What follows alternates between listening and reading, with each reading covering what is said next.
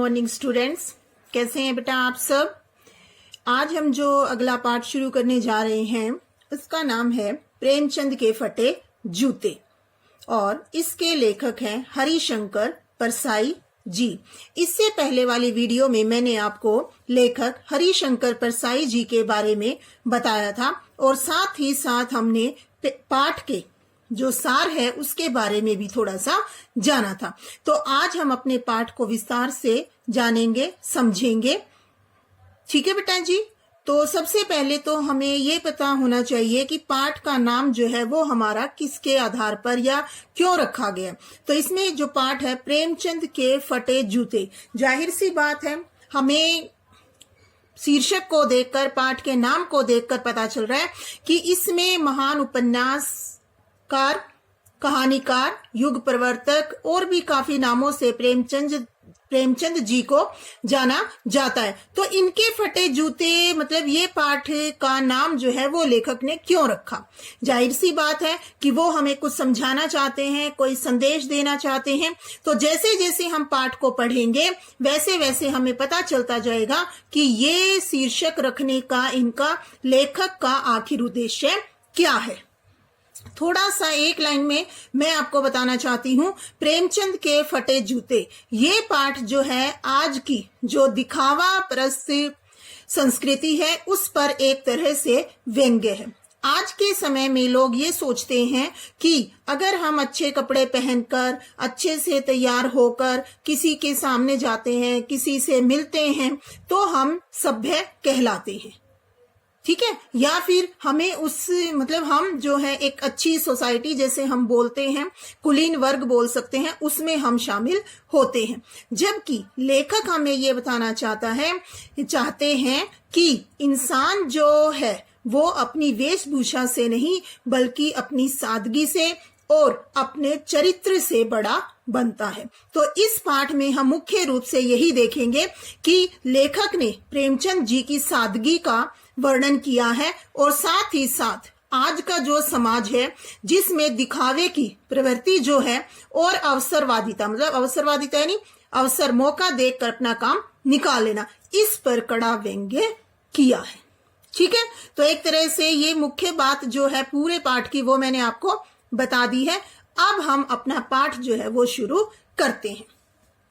तो सबसे पहले देखिए, लेखक कहते हैं प्रेमचंद का चित्र मेरे सामने है। अपनी पत्नी के साथ वो फोटो खिंचवा रहे हैं। उन्होंने सिर पर किसी मोटे कपड़े से बनी हुई टोपी और कुर्ता धोती पहना हुआ है। कनपटी चिपकी है, मतलब उनके जो कान है वो चिपके हुए हैं। गालों की जो गाल है उन पर हड्डियां हैं वो उभर आई, मतलब हड्डियां जो है वो गाल पर साफ दिखाई दे रही हैं। और पर घनी मूछे, मतलब उनके चेहरे पर मूछे जो है वो गहरी है जो उनके चेहरे को भरा भरा बतलाती है। मतलब जो गालों की हड्डियां हैं वो मूछे होने से थोड़ा सा कम पता चलती हैं। और उन्होंने पैरों में कैनवस के जूते पहने हुए हैं जिनके बंद बेतरतीब बंधे हैं। बेतरतीब मतलब सही से बंधा न होना, मतलब उनके जो फीते हैं उन्होंने वो सही से बांधे हुए नहीं है। ऐसा लगता है कि शायद उन्होंने जूते जैसे फीते बांधने में लापरवाही की है और उसकी वजह से जो बंद के सिरे, जैसे आप फीते बांधते हैं अपने जूतों में, आपने देखा होगा उसके आगे एक सिल्वर का ऐसे गोल गोल सा बना होता है जिसमें हम फीता डालते हैं। तो उसमें जो है वो लोहे की पतरी वो निकल जाती है और फिर सिर्फ छेद रह जाते हैं जिनमें से जब हम बंद डालते हैं, फीता डालते हैं तो हमें काफी परेशानी का सामना करना पड़ता है। तब बंद कैसे भी कस लिए जाते हैं, मतलब उस समय हम व्यवस्थित रूप से, सही रूप से उनको बांध नहीं पाते हैं तो हम जल्दी में कैसे भी उनको बांध लेते हैं। आगे लेखक कहते हैं दाहिने पांव का जूता ठीक है, मतलब उनके दाहिना पांव जो है उसका जूता ठीक है, लेकिन बाएं पैर के जूते में एक बड़ा सा छेद है जिसमें से उंगली बाहर निकल आई है। यही है जो हम ऊपर शीर्षक में पढ़ रहे थे, प्रेमचंद के फटे जूते। इसमें हम क्या देख रहे हैं कि प्रेमचंद के बायां जूता जो है उसमें एक छेद हो गया है और उसमें से उनकी उंगली बाहर निकल रही है। अब लेखक आगे कहते हैं कि मेरी दृष्टि जो है वो इसी जूते पर अटक गई, मतलब कि वो बार बार उनके इस जूते को देख रहे हैं जिसमें से उनकी उंगली बाहर निकली हुई है।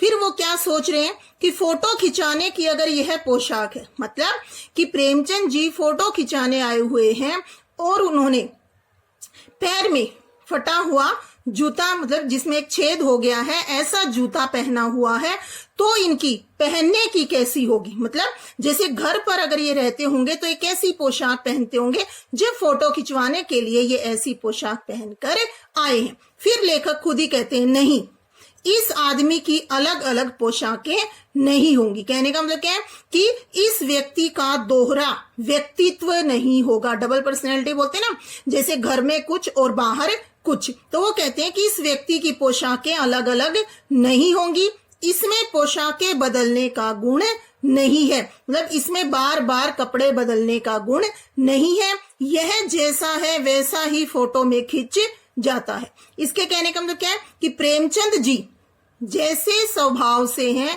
जैसे वो अंदर से, यानी उनकी अंतर आत्मा जैसी है, वो बाहर से भी हमें वैसे ही दिखाई देते हैं। इसीलिए जैसे वो घर पर सामान्य रूप से सादगी भरा जीवन बिताते हैं, उसी तरह से वो अपनी पत्नी के कहने से फोटो खिंचाने भी आ गए होंगे। इसीलिए लेखक कहते हैं कि इसमें पोशाकें बदलने का गुण नहीं है। आए यहां तक समझ में? अब आगे देखिए, मैं चेहरे की तरफ देखता हूं, क्या तुम्हें मालूम है मेरे साहित्यिक पुरखे। साहित्यिक मतलब साहित्य यानी हमारा लिटरेचर, जैसे पुरखे पूर्वज, तो इनको क्या बुलाए हमारा कि ये हमारे साहित्यिक पुरखे हैं, पूर्वज हैं। तुम्हारा जूता फट गया है और उंगली बाहर दिख रही है, मतलब वो उनसे पूछ रहे हैं कि क्या आप जानते हो कि आपका जूता फट गया है और उसमें से आपकी उंगली जो है वो बाहर दिखाई दे रही है, क्या तुम्हें इसका जरा भी एहसास नहीं है। मतलब क्या आपको इसका जरा भी पता नहीं चल रहा, आपको थोड़ी सी भी लज्जा, शर्म, संकोच या झेपना भी संकोच को ही कहते हैं, जैसे एकदम से कोई आ जाए और हम शर्मा जाते हैं, झेप जाते हैं। तुम्हें मतलब किसी तरह की लज्जा या संकोच नहीं है। क्या तुम इतना भी नहीं जानते कि अगर तुम अपनी धोती को ही थोड़ा सा नीचे खींच लेते तो ये उंगली ढक सकती थी। मतलब कि वो एक तरह से एक ये प्रश्न हमारे सामने कर रहे हैं कि क्या प्रेमचंद जी चाहते तो अपनी धोती से अपनी उस उंगली को ढक सकते थे जहां से, जिस जूते में से वो फटी हुई बाहर आ रही है, मगर फिर भी तुम्हारे चेहरे पर बड़ी बेपरवाही, बड़ा विश्वास है। मतलब फिर भी बेपरवाह हो आप इस चीज से, आपको इस चीज से कोई फर्क नहीं पड़ता कि आपकी उंगली जो है वो जूते से बाहर निकली हुई है, आप में बड़ा विश्वास है। उसी समय जब फोटोग्राफर ने आपको कहा होगा रेडी प्लीज, जैसे हम देखते हैं आमतौर पर जब हम फोटो खिंचवाने जाते हैं तो फोटोग्राफर हमें कहता है रेडी प्लीज, तो कहा होगा, तब आपने भी परंपरा, मतलब जो परंपरा है, रीति रिवाज है, उसके अनुसार अपने मुख पर मुस्कान लाने की, हंसी लाने की कोशिश की होगी, लेकिन दर्द के गहरे कुएं के तल में कहीं पड़ी मुस्कान। अब ये देखिए, ये एक तरह से मुख्य बात जो है वो लेखक ने इसमें बताई है। दर्द के गहरे कुएं के तल में, जो दर्द है वो क्या है, गहरा है, कुएं के तल में दर्द के गहरा, दर्द जो है वो बहुत ज्यादा गहरा है, किसके समान, कुएं के तल में। जैसे कुएं का तल मतलब सबसे नीचे वाला हिस्सा, कहीं पड़ी मुस्कान को, और उसमें कुएं के कहीं गहरे नीचे तल में आपकी मुस्कान पड़ी थी और उसको आप धीरे धीरे खींच कर ऊपर ला रहे थे। तभी बीच में क्लिक, मतलब जैसे फोटोग्राफर फोटो खींचते हैं तब उन्होंने क्लिक कहा होगा और फोटोग्राफर ने आपको थैंक यू, धन्यवाद कह दिया होगा। विचित्र है ये अधूरी मुस्कान, मतलब आपकी जो ये मुस्कान है वो कैसी है, अधूरी है, आधी है। यह मुस्कान नहीं, इसमें उपहास है, व्यंग्य है। तो अब लेखक हमें आगे कहते हैं कि ये सिर्फ मुस्कान नहीं है, इसमें उपहास है, व्यंग्य है।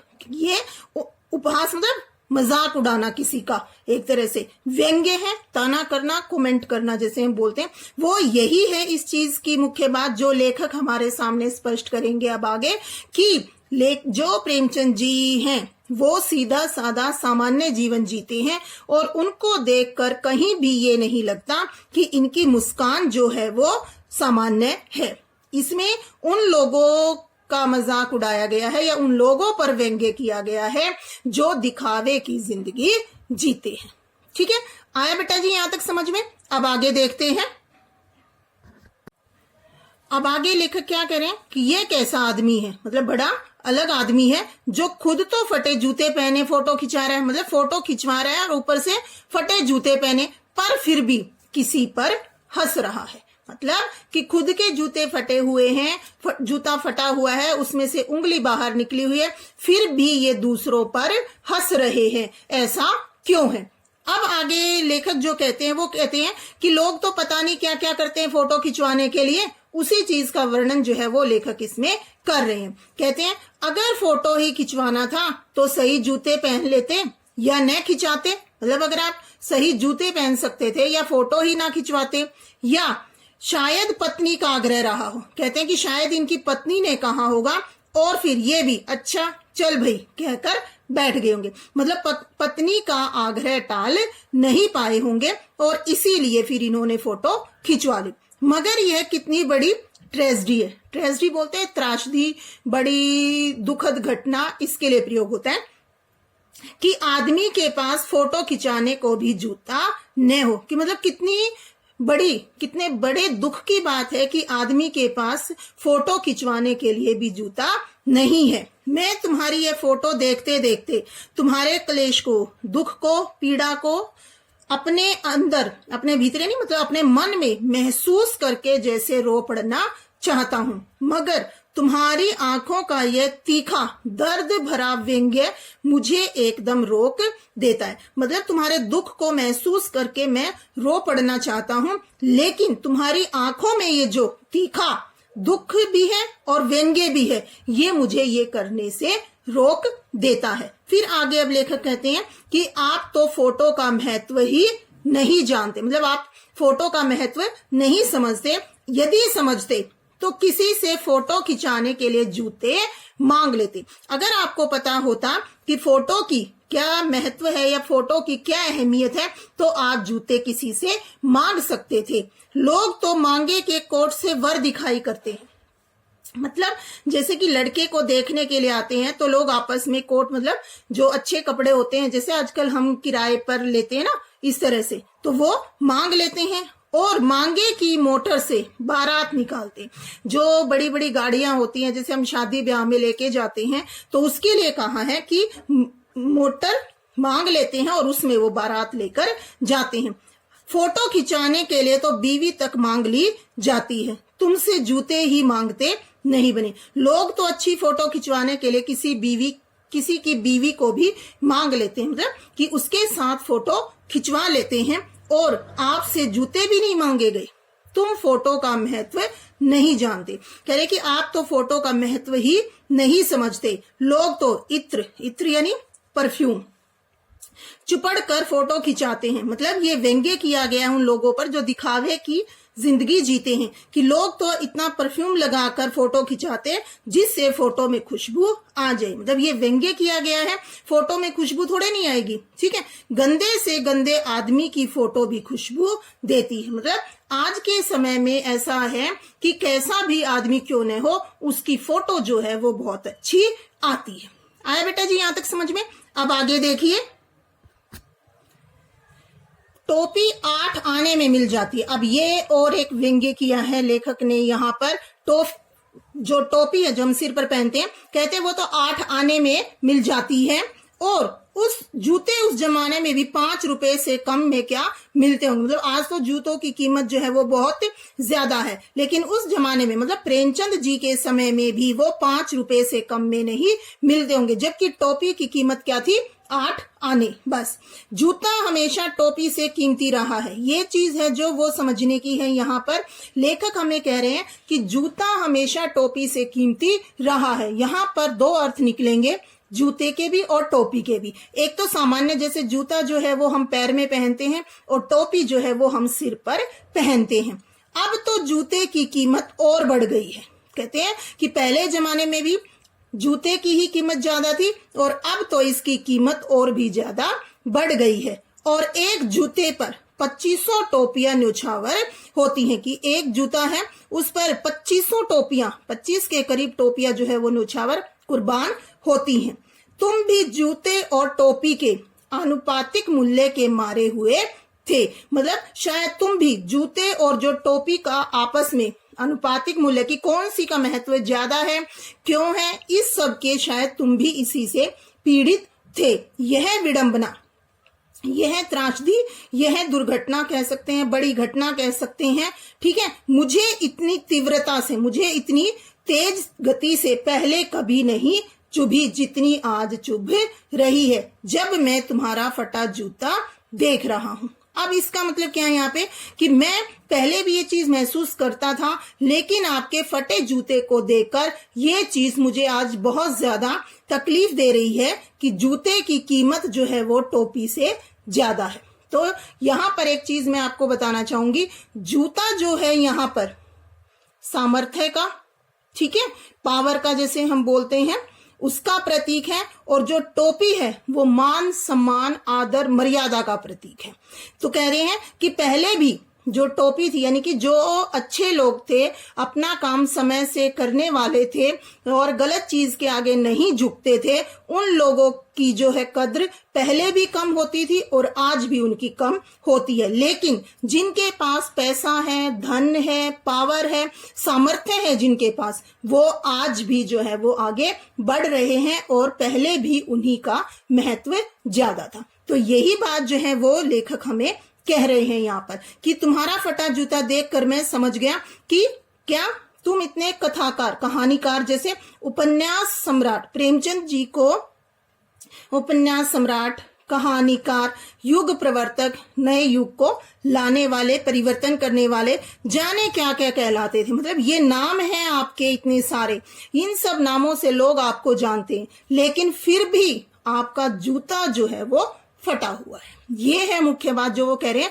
कि इतना नाम मिलने के बाद भी जो है वो आप फोटो में फटा जूता पहने हुए हो। इससे हमें क्या पता चलता है कि प्रेमचंद जी की जो आर्थिक स्थिति थी वो सही नहीं थी, ठीक है, इतना काम करने के बाद, इतना नाम होने के बाद भी उनकी आर्थिक स्थिति अच्छी नहीं थी, तभी वो जो है फटा जूता पहने हुए हैं। कहते हैं कि शायद तुमने कभी भी अपने उसूलों से समझौता नहीं किया, इसीलिए जो है जूते की कीमत ज्यादा रही और तुम भी जूते और टोपी के उस आनुपातिक मूल्य के चक्कर में पीड़ित रहे। आगे लेखक कहते हैं कि मेरा जूता भी कोई ज्यादा अच्छा नहीं है, यूं ऊपर से अच्छा दिखता है। कहने का मतलब क्या, कि ऊपर से अच्छा है, उंगली बाहर नहीं निकलती, तुम्हारी तरह जो है मेरे जूते में से उंगली बाहर नहीं निकली, लेकिन जो अंगूठे के नीचे तला, मतलब जो जूते के नीचे जगह होती है वो फटी हुई है, तल उसका अंगूठा जमीन से घिसता है। मतलब जब मैं चलता हूं तो मेरा अंगूठा जो है वो जमीन, धरती से घिसता हुआ चलता है, और पैनी मिट्टी पर कभी रगड़ खाकर, और जैसे जूता नीचे से फटा हुआ है तो पैर जो है वो मिट्टी आएगी, कंकड़ आएगा, कोई ऐसी चीज आ सकती है, वो अगर पैर पर लगेगी तो पैर क्या होगा, लहूलुहान होगा। इसीलिए वो कहते हैं पूरा तला गिर जाएगा, मतलब पूरा जूते का मेरा तला गिर जाएगा, मेरा पैर जो है पंजा वो भी पूरी तरह से छिल जाएगा, मतलब वो लहूलुहान हो जाएगा, लेकिन उंगली बाहर नहीं दिखेगी। मतलब ऊपर से जो जूते में से उंगली है वो मेरी बाहर नहीं आएगी। तुम्हारी उंगली दिखती है पर पांव सुरक्षित है, मतलब कि तुम्हारे जूते में से तुम्हारी उंगली दिख रही है लेकिन तुम्हारा पांव जो है सुरक्षित है, वो लहूलुहान नहीं है। मेरी उंगली ढकी है पर पंजा नीचे घिस रहा है। मेरी उंगली तो ढकी हुई है लेकिन पंजा जो है वो नीचे घिस रहा है। तुम पर्दे का महत्व ही नहीं जानते, हम पर्दे पर कुर्बान हो रहे हैं। ये है इस पाठ का एक तरह से कहे हम मुख्य बात जो लेखक हमें कहना चाहते हैं कि प्रेमचंद जी ऐसे व्यक्ति थे जो पर्दे का, मतलब छिपा छिपाई जैसे हम बोलते हैं, छुपाना किसी चीज को, उसका महत्व नहीं जानते थे। और हम क्या है, हम पर्दे पर कुर्बान हो रहे हैं, मतलब हम दिखावे की जिंदगी जी रहे हैं। और उसका उदाहरण लेखक ने किससे दे दिया, अपनी और प्रेमचंद की तुलना करके। कह रहे हैं कि मेरा भी जूता जो है वो फटा हुआ है लेकिन नीचे से, जिसकी वजह से मेरी उंगली तो ठीक है लेकिन मेरा जो पैर है वो लहूलुहान हो गया है। तो इसका मतलब क्या है कि अंदर से चाहे हम जैसे भी हों, लेकिन लोगों के सामने जब हम खड़े हैं तो हमारा व्यक्तित्व जो है वो पूरा ही दिखाई दे रहा है। ये बात है जो लेखक यहाँ पर कहना चाहते हैं। इसीलिए वो कहते हैं कि तुम पर्दे का महत्व ही नहीं जानते, हम पर्दे पर कुर्बान हो रहे हैं। मतलब तुम दिखावे की, अवसरवादिता की जिंदगी कभी जिए ही नहीं और हम इसी जिंदगी के पीछे भागे जा रहे हैं। आया यहां तक समझ में? अब आगे देखिए बेटा। अब इसमें देखिए, तुम फटा जूता बड़े ठाट से पहने हो, मतलब मजे से हो, तुम्हें कोई फर्क नहीं पड़ रहा और तुमने जो है फटा जूता हुआ पहना हुआ है। मैं ऐसे नहीं पहन सकता कि मैं तो ऐसे कभी भी ना पहनूं कि जूते में से मेरी उंगली बाहर दिखाई दे। और फोटो तो जिंदगी भर इस तरह नहीं खिंचाऊं, और फोटो तो मैं कभी भी ना खिंचवाऊं ऐसे जैसे कि आपने खिंचवाई हुई है। चाहे कोई जीवनी, चाहे कोई मेरी जीवनी जो है, मतलब मेरे बारे में अगर कुछ लिखता है तो बिना फोटो के ही छाप दे, मैं इसके लिए कभी फोटो नहीं खिंचवाऊंगा। आप देखिए, तुम्हारी यह व्यंग्य मुस्कान मेरे हौसले पस्त कर देती है। हौसले पस्त मतलब हरा देना, हिम्मत को खत्म कर देना। कि आपकी जो ये व्यंग्य भरी मुस्कान है मेरे हौसले को खत्म कर देती है, समाप्त कर देती है। क्या मतलब है इसका? कौन सी मुस्कान है ये? वो पूछना चाहते हैं कि आपकी इस मुस्कान का आखिर में मतलब क्या है, कैसी मुस्कान है ये। अब आगे जो ये दिए हुए हैं ये प्रेमचंद जी की कहानियां और उपन्यास से एक एक दो पंक्तियां ली गई हैं, जिसके माध्यम से लेखक हमें ये बताना चाहते हैं कि शायद ये मुस्कान ऐसी है। क्या होरी का गोदान हो गया?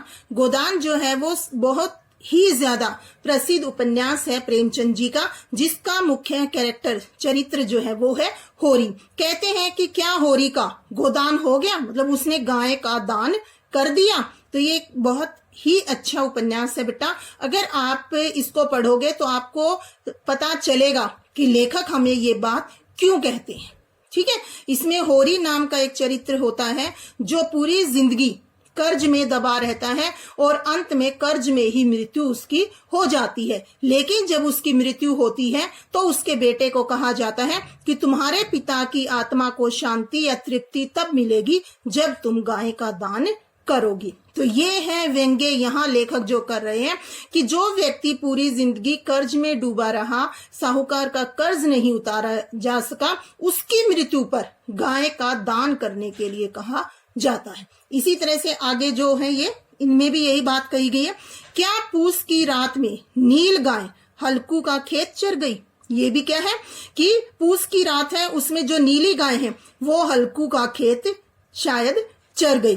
क्या सुजान भगत का लड़का मर गया? क्या शायद ये व्यंग्य मुस्कान कौन सी है?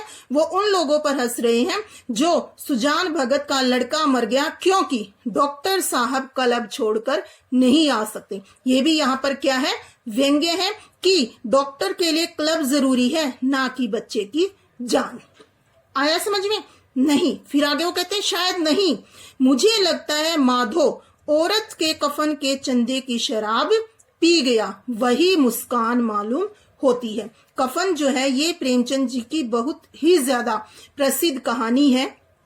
इसको आप पढ़ना, ठीक है, एक बार आप नेट से देखकर भी इसको पढ़ सकते हैं। उसमें जो माधो है वो भी मुख्य चरित्र है और उसकी पत्नी की मृत्यु हो जाती है, लेकिन पूरी जिंदगी ये ऐसे गरीबी में बिताते हैं कि पत्नी की मृत्यु के लिए मृत्यु होती है जब इनके पास कफन के पैसे भी नहीं होते। लोग कफन के पैसे इकट्ठे करके इनको देते हैं और ये दोनों, माधो और इसके जो पिता हैं, वो दोनों मिलकर उस कफन के जो पैसे आते हैं उनसे वो शराब पी लेते हैं। और फिर अंत में कहते हैं कि पूरी जिंदगी तो कोई सुख नहीं मिला, जाते जाते तो हमें अच्छा भोजन करा गई। मतलब इसमें जो प्रेमचंद जी हैं इस कहानी के माध्यम से कहना चाहते हैं कि इतनी गरीबी, भूखमरी, इतनी बेरोजगारी, इतना बुरा हाल है कि लोगों में जो संवेदनशीलता, सहानुभूति, अपनापन, प्यार, वो सारी चीजें जो है वो खत्म हो गई हैं। कि पत्नी की मृत्यु हो गई है और उसके लिए उसके पास पैसे नहीं हैं, कफन के लिए भी लोग इकट्ठा करते हैं और वो उससे शराब पी जाते हैं। शायद ये वही मुस्कान मालूम होती है कि उन्हीं लोगों पर जो है तुम व्यंग्य कर रहे हो, उन्हीं पर तुम हंस रहे हो कि देखो समाज जो है वो किस ओर जा रहा है। आया यहां तक समझ में? अब आगे देखिए, मैं तुम्हारा जूता फिर देखता हूं, मतलब इतना सब देखने के बाद मैं फिर से तुम्हारा जूता देखता हूं और सोचता हूं कि मेरी जनता के लेकर, मतलब जिन्होंने जनता की समस्याओं पर लिखा, उनकी जो तकलीफें हैं, चाहे वो आम वर्ग है, चाहे वो किसान वर्ग है, चाहे वो मजदूर वर्ग है, चाहे वो मध्यम वर्ग है, उन सबको आधार बनाकर प्रेमचंद जी ने अपने उपन्यास, कहानियां वगैरह लिखे हैं। इसीलिए उनको क्या कहा है लेखक ने यहाँ पर, मेरी जनता के लेखक। तो इस तरह के एक एक नंबर के प्रश्न आपसे पूछे जा सकते हैं कि हरिशंकर परसाई ने जनता का लेखक किसे कहा है। ठीक है, तो ये चीजें जो 1 मार्क्स के क्वेश्चंस आएंगे एमसीक्यू आपके, इस तरह के प्रश्न उसमें बनेंगे, तो इस चीज का भी आपको ध्यान रखना है। आगे कहते हैं, क्या बहुत चक्कर काटते रहे? शायद आपने बहुत चक्कर काटे इसीलिए आपका जूता फट गया। या फिर बनिए के तगादे से बचने के लिए मील 2 मील का चक्कर लगाकर घर लौटते रहे। शायद बनिया जो है वो आपसे अपनी उधार मांग रहा होगा, आपने उससे उधार ले रखी होगी और आप वो लौटा पाने में समर्थ नहीं होंगे, और उससे बचने के लिए आप 1-2 मील दूर से घूमकर घर लौटते रहे होंगे। शायद इसीलिए जो है आपका जूता फट गया।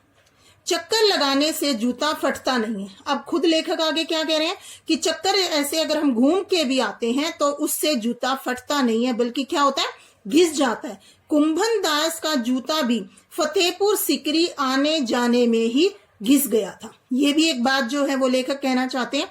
कुंभन दास के पीछे मैंने अब पहले वाली वीडियो में आपको बताया कुंभन दास के बारे में।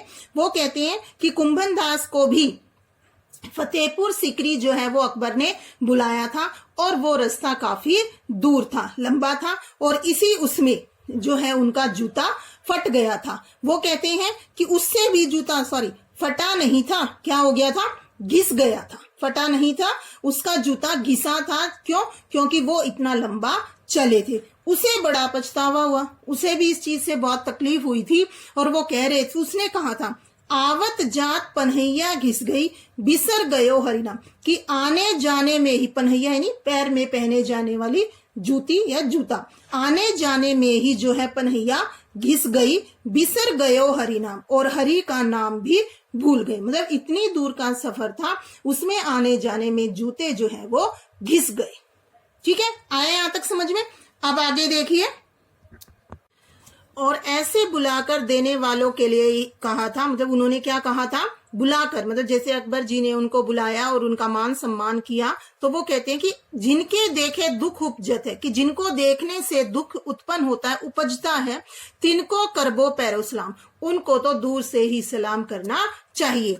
आगे लेखक कहते हैं कि चलने से जूता घिसता है, फटता नहीं, तुम्हारा जूता कैसे फट गया। कह रहे हैं कि चलते रहे तो उससे जूता घिस जाता है, फटता नहीं है, फिर तुम्हारा जूता कैसे फट गया। अब आगे लेखक जो है वो इसका वास्तविक कारण बता रहे हैं। मुझे लगता है तुम किसी सख्त चीज को ठोकर मारते रहे हो। ये है मुख्य बात जो लेखक एक तरह से हमें बताना चाहते हैं कि आखिर आपके जूते फटने का कारण क्या है। शायद तुमने किसी सख्त कठोर चीज को ठोकर मारी है, मारते रहे हो लगातार, कोई चीज जो परत पर परत सदियों से जम गई है। मतलब जैसे एक तह होती है, फिर दूसरी, फिर तीसरी, फिर चौथी, इस तरह से परत पर परत, मतलब एक पर एक, और न जाने कितनी सदियों से वो जमी आ रही है। उसे शायद तुमने ठोकर मार मार कर अपना जूता फाड़ लिया। उनको तुमने ठोकर मारी है, जो कि चीज यहाँ पर अर्थ उनसे है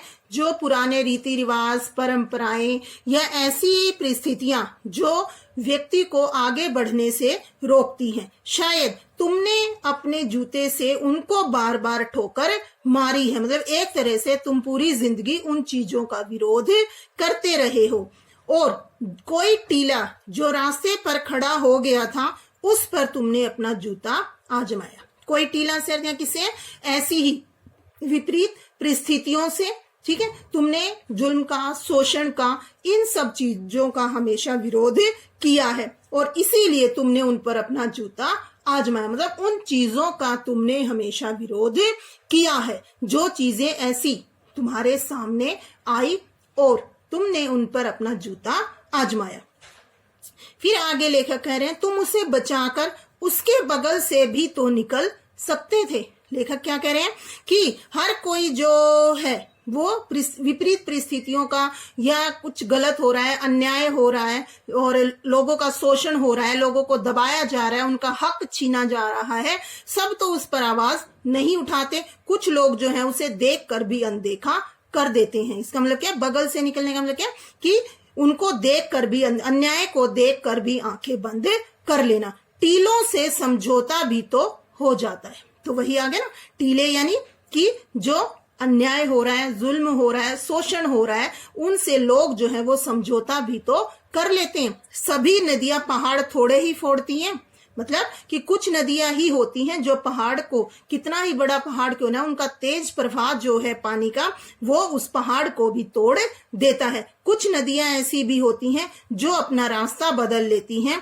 और फिर वहां से निकल जाती हैं। मतलब कि यहाँ ये उदाहरण देकर लेखक हमें समझा रहे हैं कि सभी नदियां, मतलब सब जीवन में बहुत से व्यक्ति ऐसे होते हैं जो कि विपरीत परिस्थितियां आने पर या अन्याय देखकर भी अपनी आंखें बंद कर लेते हैं। उनके लिए ये कहा है कि सभी नदियां पहाड़ थोड़े फोड़ती हैं, कोई रास्ता बदल कर भी तो चली जाती है। तुम समझौता कर नहीं सके। अब लेखक क्या कह रहे हैं, लेकिन तुमसे समझौता नहीं हुआ।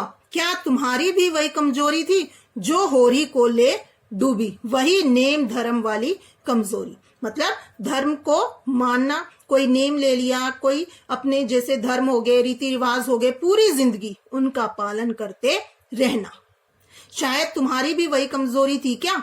नेम धर्म उसकी भी जंजीर थी और नेम धर्म जो है उसके लिए क्या बन गई, जंजीर बन गई, हथकड़ी बन गई एक तरह से, कि उसने जो भी नेम लिया, धर्म लिया, उसको पूरी तरह से निभाता रहा और पूरी जिंदगी जो है कर्ज में डूबा रहा। मगर तुम जिस तरह मुस्कुरा रहे हो उससे लगता है कि शायद नेम धर्म तुम्हारा बंधन नहीं था, तुम्हारी मुक्ति थी। मतलब कि तुमने उन पुरानी परंपराओं को, रीति रिवाजों को, अन्याय को, शोषण को, उन सब को एक तरह से विरोध करना तुमने अपना नेम धर्म समझ लिया। मतलब तुमने अपना नाम जो है, अपना धर्म जो है वो गलत का विरोध करना बना लिया और इसीलिए वो नेम धर्म तुम्हारे लिए क्या बन गया, मुक्ति बन गया।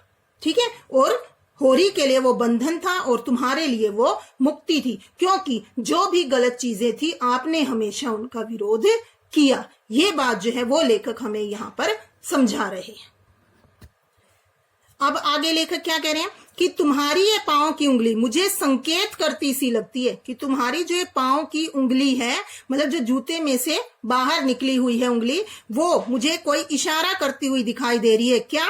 जिसे तुम घृणित समझते हो, मतलब जिससे तुम घृणा करते हो या गलत समझते हो, उसकी तरफ तुम हाथ की नहीं बल्कि पांव की उंगली से इशारा करते हो। मतलब कि जो चीज गलत है उसका विरोध करना जो है वो आपकी विशेषता है, और वो भी आप हाथ से नहीं बल्कि अपनी पांव की उंगली से उस चीज की तरफ इशारा करते हैं। क्या उसकी तरफ इशारा कर रहे हो जिसे ठोकर मारते मारते तुमने जूता फाड़ लिया? वो क्या है, किसकी तरफ इशारा? जिससे ठोकर मारते मारते तुमने जूता फाड़ लिया। वही शोषण का विरोध करना, अन्याय का विरोध करना, जो गरीब लोग हैं उनका शोषण करने वाले लोग हैं उनका विरोध करना, जो भी विपरीत परिस्थितियां आ रही हैं जीवन में उनका विरोध करना, ये सब चीजों का विरोध करते करते शायद आपने अपना जूता फाड़ लिया। मतलब उनको आप जो है ठोकर मारते रहे और इसी वजह से आपका जूता फट गया। मैं समझता हूं, मतलब मैं समझ रहा हूं,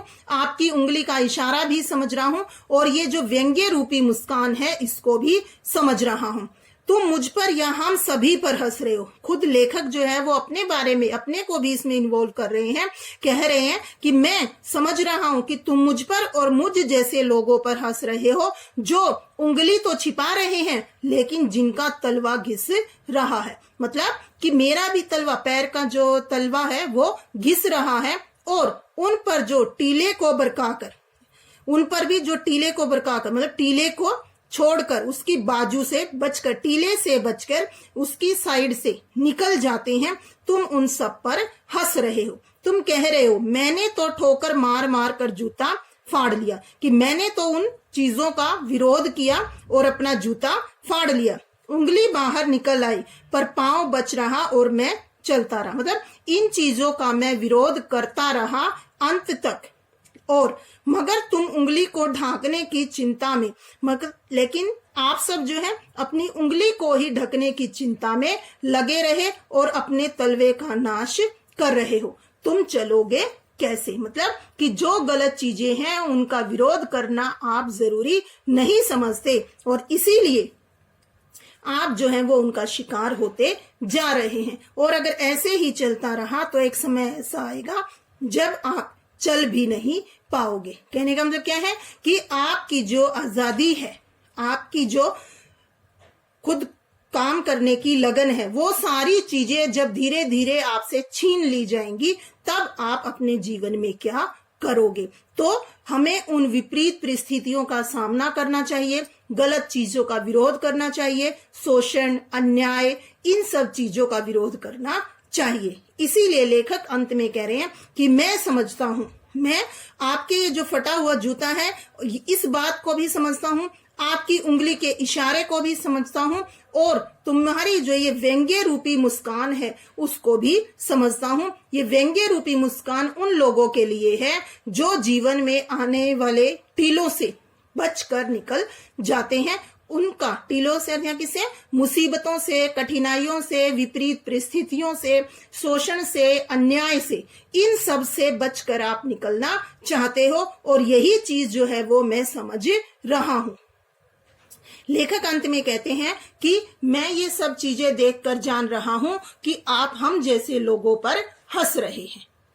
ठीक है, आया बेटा जी समझ में? तो मुख्य रूप से अगर हम देखें तो लेखक जो है वो हमें क्या कहना चाहते हैं कि ये जो पाठ है हमारा प्रेमचंद के फटे जूते, इसमें लेखक ने प्रेमचंद की सादगी का वर्णन किया है। उनके बारे में कहा है कि जैसे वो अंदर से थे वैसे ही वो बाहर से भी दिखाई देते हैं। उनमें उनका व्यक्तित्व जो है वो दोहरा व्यक्तित्व, डबल पर्सनैलिटी जैसे बोलते हैं ना, दोहरा व्यक्तित्व नहीं है। वो अंदर से भी वैसे ही हैं, बाहर से भी वैसे ही हैं, और इसीलिए वो मतलब आम जनता के लेखक हैं। जनता की जो समस्याएं उन्होंने उस समय महसूस की, उन सब को उन्होंने अपनी कहानी और उपन्यास में स्थान दिया, और जीवन में जितनी भी परिस्थितियां आई उन सब का उन्होंने विरोध किया। और लेखक खुद अपना उदाहरण देकर यहाँ हमें ये समझाना चाहते हैं कि हम दिखावे की जिंदगी जी रहे हैं, हम अवसरवादिता की जिंदगी जी रहे हैं कि बस अपना काम निकलना चाहिए, बाकी किसी चीज से हमें कोई मतलब नहीं है, और ये चीज जो है वो जीवन में हमेशा हानिकारक ही होती है। ये बात जो है वो हमें इस पाठ से भी पता चलती है। ठीक है, उम्मीद है बेटा जी आप सबको ये पाठ पसंद आया होगा, समझ में आया होगा।